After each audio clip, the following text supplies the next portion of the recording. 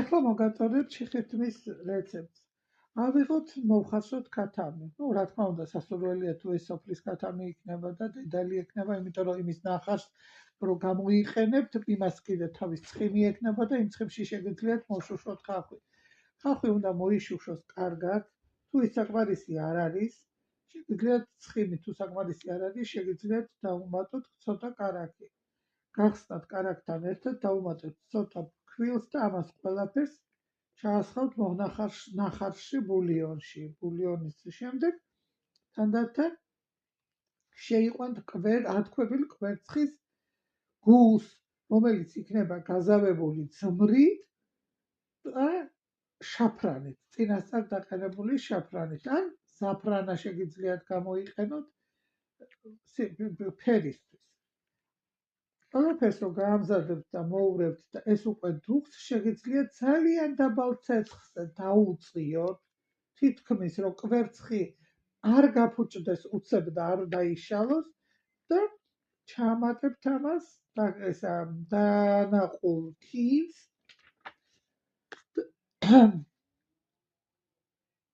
და აღარ წამოადუღებთ, იმიტომ რომ თუ წამოდუღდება, ფორმას დაკარგავს იქ უკვე გათქვეფილი კვერცხი. საინზე დაასხით, ამოიღეთ ეს წვენი და შეგიძლიათ დაუმატოთ 2-3 ნაჭერი ხორცი ან რამდენი სასურველია გინდათ ერთი, რომელიც გექნებათ ცალკე დაჭრილი და გამზადებული. მოაყარეთ ზემოდან მწვანილი, წმინდად დაჭრილი. მაგალითად ავიღოთ დაახლოებით ზომები. შეიძლება ქათამზე თუ გათვლით და ვთქვათ არა გვაქვს სოფლის დედალი, ბულიონი გააკეთოთ ისე ჩვეულებრივი, ქათმის ფილეთი, დაახლოებით აიღეთ 200 გრამი დაუშვათ, ავიღოთ ერთი ადამიანისთვის. 200 გრამზე საჭირო იქნება 1 ცალი კვერცხი, კარაქი ან ნებისმიერი ცხიმი 20 გრამი, პურის ფქვილი 5 გრამი, ხახვი 50-100 გრამი, ღვინის ძმარი სადღაც 10-20 გრამი, გემოვნების დამიხედვით, აგრეთვე ქინძი 1 კონა და მარილი.